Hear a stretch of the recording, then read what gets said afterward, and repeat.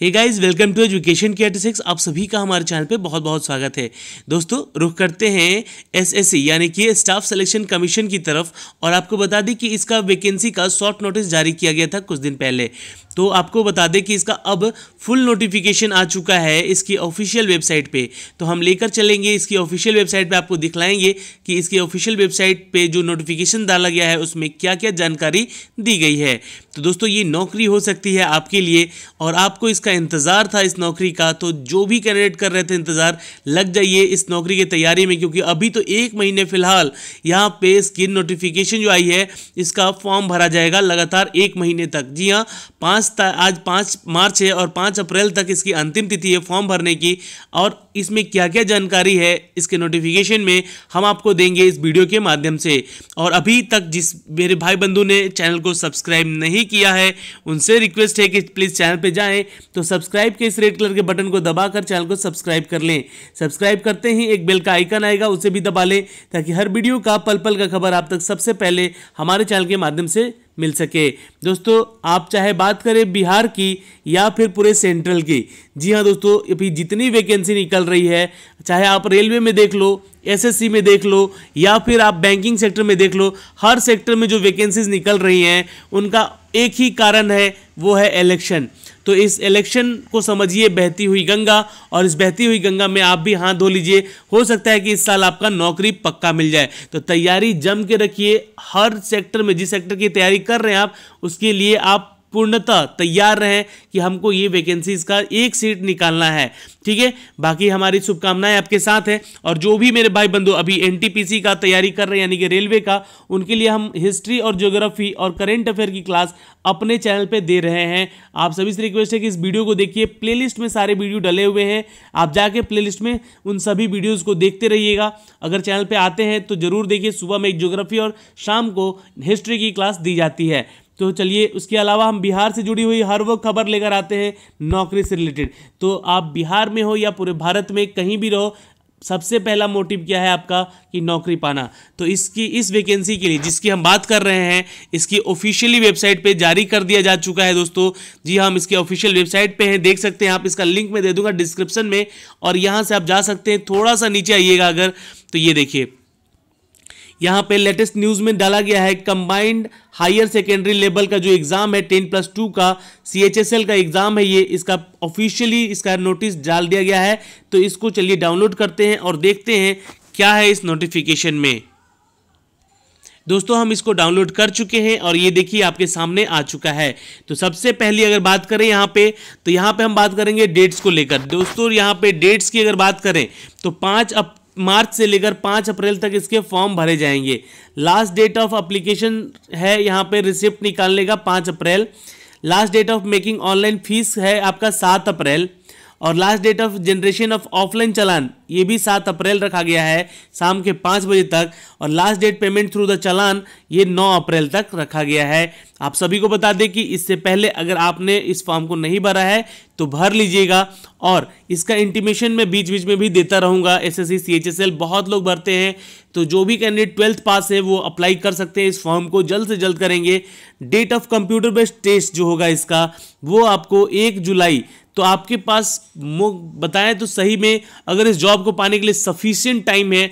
जुलाई में एग्ज़ाम है दोस्तों, 1 जुलाई से 26 जुलाई तक एक लंबा एग्ज़ाम चलेगा। उसके बाद टायर 2 का, जी हाँ, टायर 2 का एग्ज़ाम होगा आपका 29 सितंबर को। तो ये डेट आपको पहले मैंने बताया भी था एसएससी का, जब जीडी का एग्ज़ाम हो रहा था उससे पहले, जब CHSL का शॉर्ट नोटिस आया था उसमें भी बताया था मैंने कि 29 सितंबर को CHSL का मेन पेपर होगा, यानी कि डिस्क्रिप्टिव 2 पेपर होगा, यानी कि ठीक है।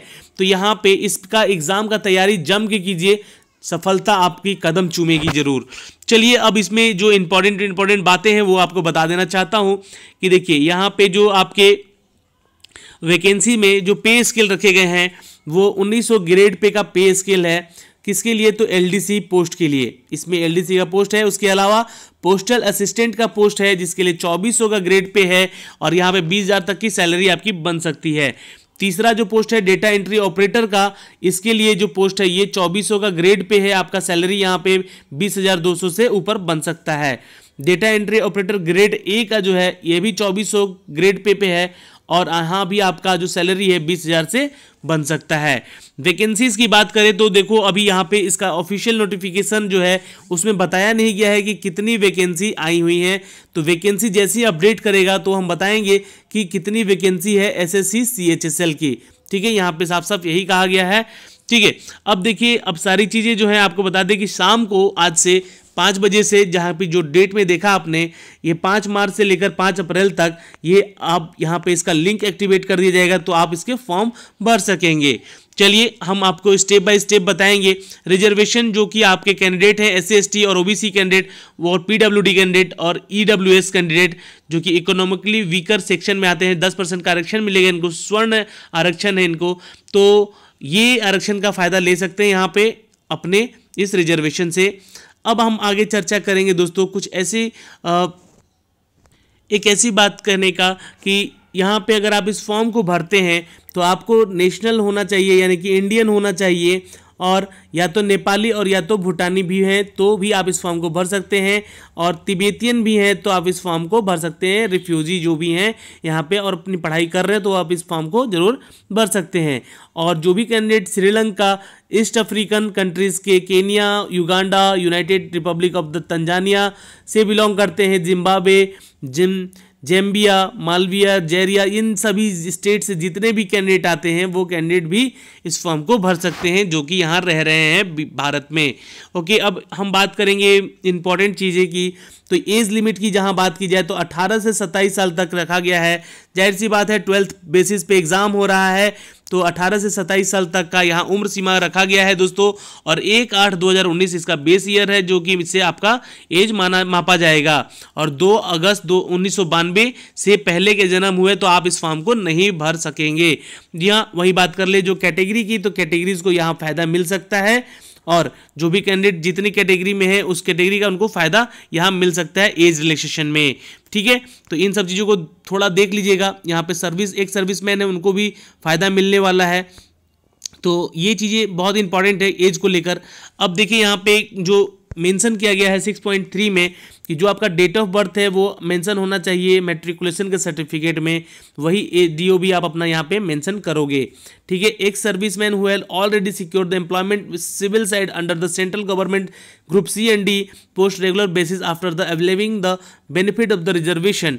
और उन कैंडिडेट को जो कि एक सर्विसमैन है उनको ग्रुप C और ग्रुप D में अगर वो जॉब कर चुके हैं तो उनको यहाँ पे एक वेटेज दिया जाएगा इस फॉर्म को भरने में, तो सिलेक्शन के समय उनको उनका एक अच्छा वेटेज रहेगा इस जॉब को पाने के लिए। चलिए कुछ और इम्पॉर्टेंट बातें हैं जो कि मैं आपको आगे बता रहा हूँ। दोस्तों हम बात करेंगे एजुकेशन क्वालिफिकेशन की। देखो इसमें 56 पेज है टोटल इस PDF में, तो 56 पेज को आपको पढ़ना होगा। अगर आप जिस क्षेत्र से मतलब जिस कैटेगरी से बिलोंग करते हैं उस कैटेगरी को अपने खुद से पढ़ लीजिएगा तभी इस फॉर्म को भरिएगा। एक दिन का टाइम लीजिएगा पढ़ने में भी, तो आराम से इसको पढ़ के आप इस फॉर्म को भरिएगा, क्योंकि सबसे इंपॉर्टेंट बात होती है कि नोटिफिकेशन को पढ़ लेना ताकि आगे जाके आपसे कोई दिक्कत ना हो सके। देखिए LDC, JSA, PA, SA, DO के जितने पोस्ट हैं कैंडिडेट के लिए यहाँ पे 12th पास होना अनिवार्य है किसी भी रिकॉग्नाइज्ड यूनिवर्सिटी से। ठीक है, और डेटा एंट्री के जो कैंडिडेट हैं वो कैंडिडेट भर सकते हैं 12th पास है साइंस स्ट्रीम से और विथ मैथमेटिक्स सब्जेक्ट से हैं, तो ये फॉर्म भर सकते हैं डेटा एंट्री ऑपरेटर के। ठीक है, ध्यान दीजिएगा, इंपॉर्टेंट है ये सारे के सारे जो टॉपिक यहाँ पे बताए जा रहे हैं।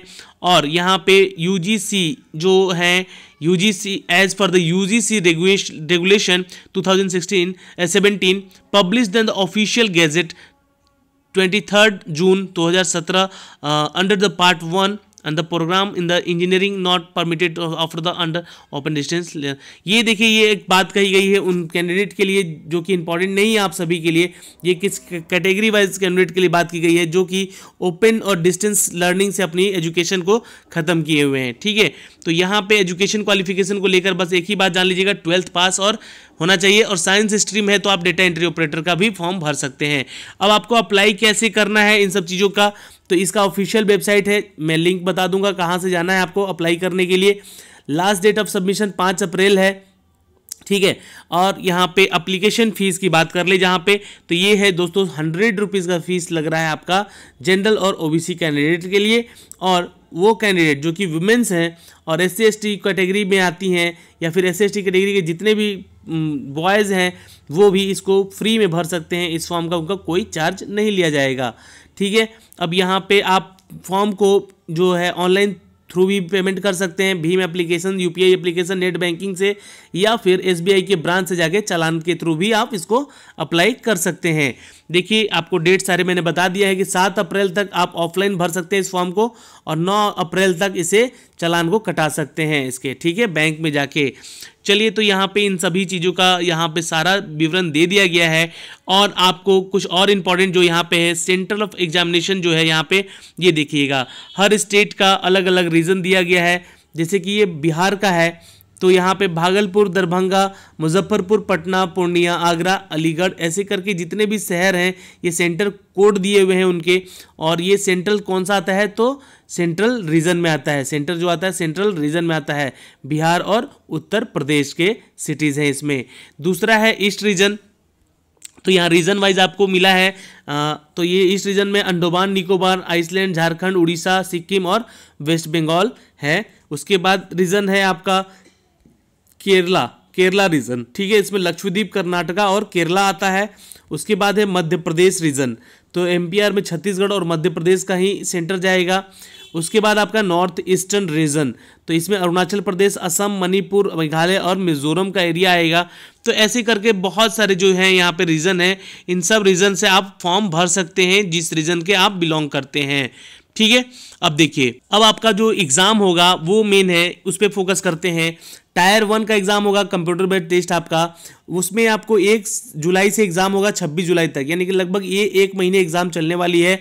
इसका इंग्लिश लैंग्वेज जो होगा वो बेसिक नॉलेज में पूछा जाएगा सिलेबस, जनरल इंटेलिजेंस यानी कि आपसे रीजनिंग के क्वेश्चन होंगे, 25 नंबर के क्वेश्चन होंगे, और यहाँ पे क्वांटिटिव एप्टीट्यूड यानी कि जो मैथ्स का होगा क्वेश्चन वो भी 25 नंबर का क्वेश्चन, माफ कीजिएगा 25 क्वेश्चन होंगे और 50 नंबर के क्वेश्चन होंगे। ठीक है, हर क्वेश्चन 2-2 नंबर का होगा। जनरल अवेयरनेस भी यहाँ पे 50 नंबर होंगे टोटल और 25 क्वेश्चन होंगे।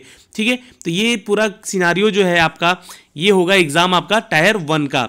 उसके बाद टायर 1 आप क्लियर करते हो तो टायर 2 में आपका डिस्क्रिप्टिव पेपर होगा, जिसमें हिंदी और इंग्लिश में आपसे कुछ क्वेश्चन लिखवाए जाएंगे जो कि रिटन होगा।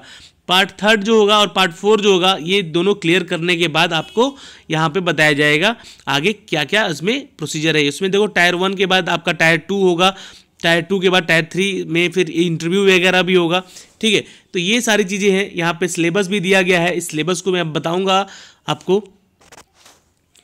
ये आपका जो एग्ज़ाम होगा ये टायर 1 का, इसमें बता दें आपको कि पार्ट 2, पार्ट 3, पार्ट 4 जो होगा ये डिस्क्रिप्टिव पेपर का ही होगा। इसमें हिंदी और इंग्लिश आपसे पूछे जाएंगे, ये ध्यान रखिएगा। ठीक है, हर एक क्वेश्चन गलत होने पे 50 मार्क्स यानी कि 50 नहीं 0.5 मार्क्स काट लिए जाएंगे और क्वेश्चन सही हुआ तो 1 नंबर दे दिए जाएंगे। ठीक है, अब आपके ये क्वेश्चन सारे कंप्यूटर बेस्ड टेस्ट होने वाले हैं, तो इसमें जितने भी सिलेबस हैं उन सब का यहाँ विवरण दिया गया है 13 नंबर पारा से।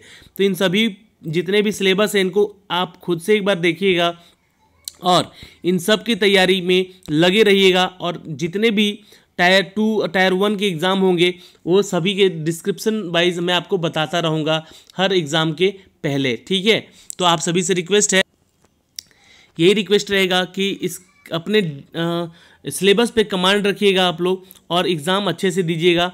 और बाकी जो भी यहाँ पे प्रॉब्लम होगी आपको यहाँ से इसके रिगार्डिंग, नोटिफिकेशन के रिगार्डिंग, तो आप पूछ सकते हैं कमेंट बॉक्स में कमेंट करके। और आपको बता दें कि जो फिर नीचे आइएगा थोड़ा सा, तो देखो LDC के लिए यहाँ पे और JSA पोस्ट के लिए टाइपिंग टेस्ट भी होगा जो कि आपको देना होगा। ठीक है, और पोस्टल असिस्टेंट के लिए भी, सॉर्टिंग असिस्टेंट के लिए भी, तो इन सब का टाइपिंग टेस्ट होगा। उस टाइपिंग टेस्ट में आपको यहाँ पे साफ साफ लिखा गया है कि कंप्यूटर टाइपिंग टेस्ट भी होगा यहाँ पे आपका, और 35 वर्ड पर मिनट आपको लिखना होगा, ये इसमें बताया गया है। और 30 पर मिनट आपको यहाँ पे ये भी है, यहाँ पे जो भी है 30 और 35 पर मिनट वर्ड पर मिनट आपका करस्पॉन्डेंस होगा हिंदी और इंग्लिश का। ठीक है, ये ध्यान रखिएगा। और अबाउट 1050 की description per hour in about 900 description per hour respective, यानी कि ये 10,500 शब्द आपको लिखने हैं इंग्लिश में और 9,000 शब्द लिखने हैं हिंदी में। ठीक है, तो हिंदी वाला आपको 30 वर्ड पर मिनट होगा और इंग्लिश वाला 35 वर्ड पर मिनट का टेस्ट होगा आपका, ठीक है।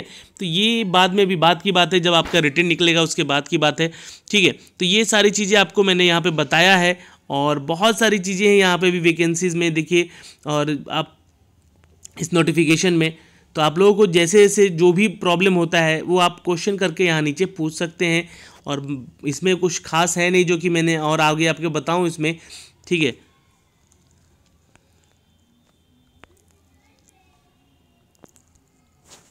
तो चलिए, अभी जितना भी यहाँ पे मैं समझा पाया हूँ आप सभी को, उतनी चीज़ों पे ध्यान दीजिएगा, और कोई भी डाउट होता है तो आप कमेंट करके कमेंट बॉक्स में पूछ सकते हैं हमसे, ठीक है।